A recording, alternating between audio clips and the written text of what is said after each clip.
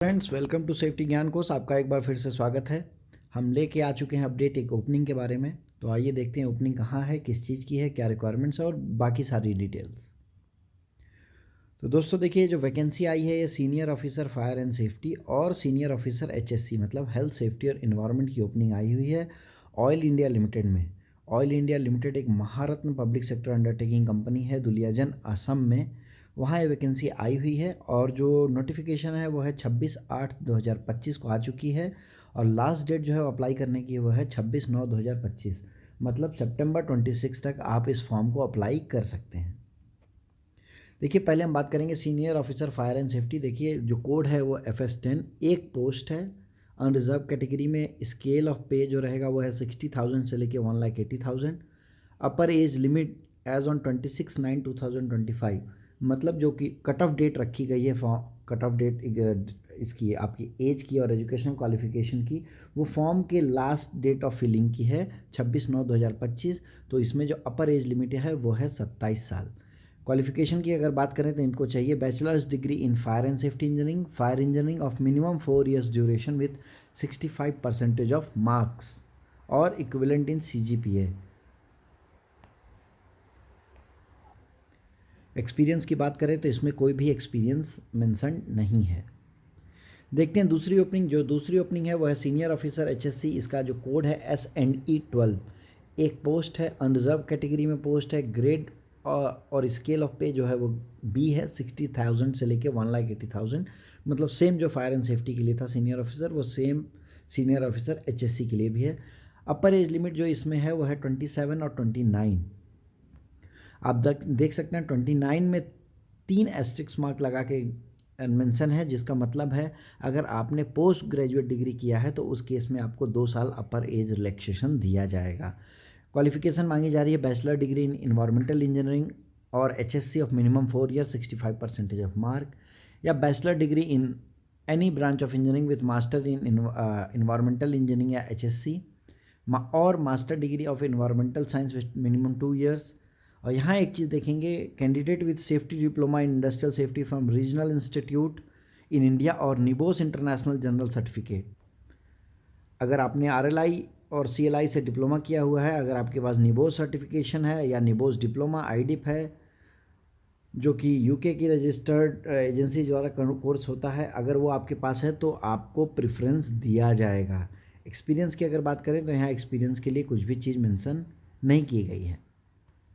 Educational qualification and age relaxation जो भी age पर terms and condition of government of India है SC ST OBC EWS के लिए, वो आपको मिलेगा। एज रिलैक्सेशन आप देख सकते हैं 5 years for who have ordinarily been domiciled in state of Jammu and Kashmir.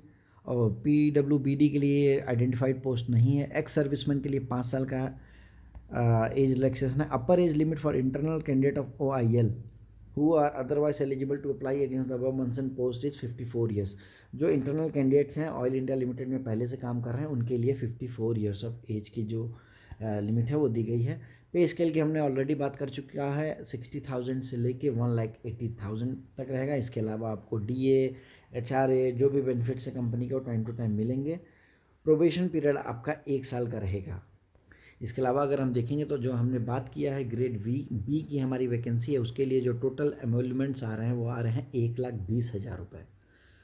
Form fill up करने के लिए आपको 500 रुपीज़ का फीस है। जनरल और OBC कैंडिडेट के लिए, SC ST PWBD EWS या एक्स सर्विसमैन के लिए कोई भी एप्लीकेशन फ़ीस नहीं ली जा रही है।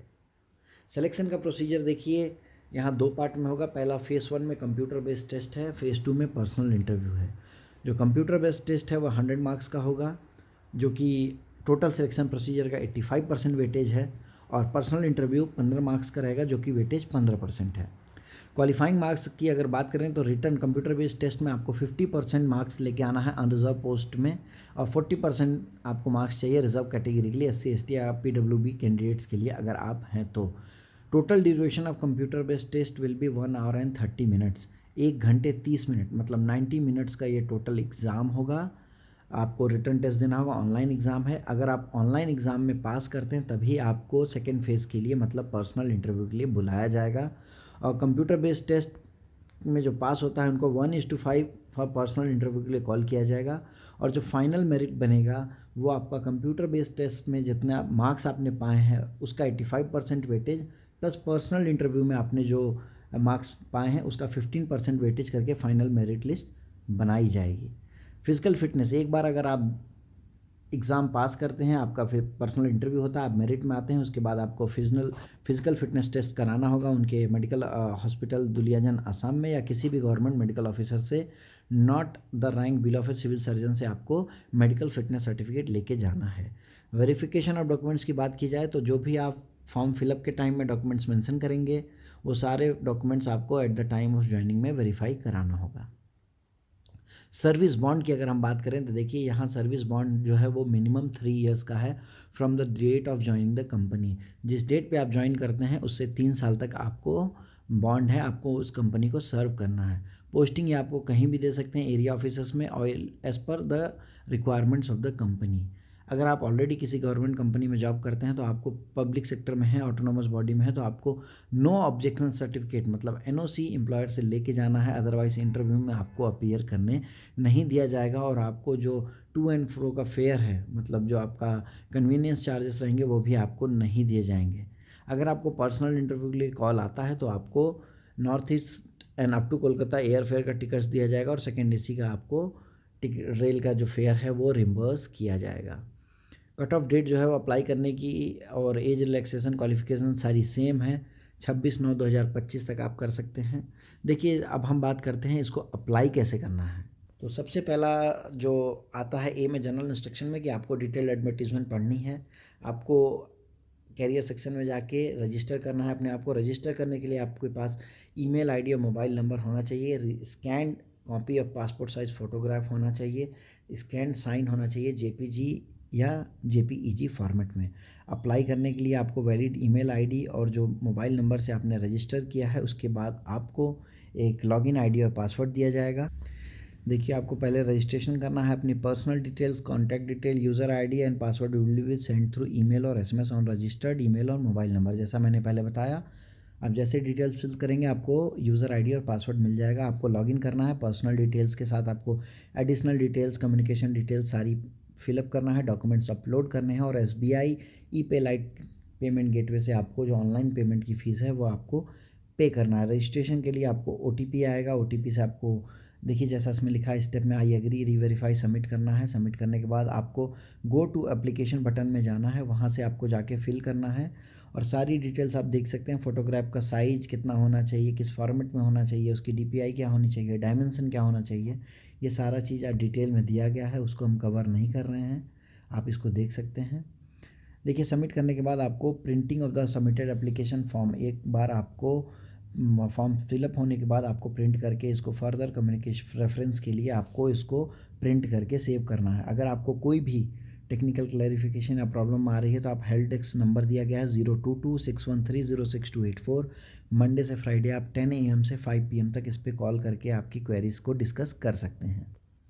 तो यहाँ से आप कर सकते हैं। और देखिए इंपॉर्टेंट डेट्स की अगर हम बात करें तो ऑनलाइन एप्लीकेशन ऑलरेडी 26 अगस्त से चालू हो चुकी हैं। लास्ट डेट जो है वो है 11:59 आवर्स 26/9/2025 तक है। कंप्यूटर बेस्ड टेस्ट जो टेंटेटिव डेट दिया गया है 1 नवंबर 2025 को दिया गया है और जो भी डेट रहेगा वो आपको एडमिट कार्ड में लिख के आएगा एग्ज़ाम सेंटर कहाँ दिया गया है। कट ऑफ डेट जो थी एज क्वालिफिकेशन एक्सपीरियंस के लिए वो है 26/9/2025। तो दोस्तों जो भी कैंडिडेट्स एलिजिबल हैं एक अच्छा अपॉर्चुनिटी है ऑयल पीएसयू में जाने के लिए।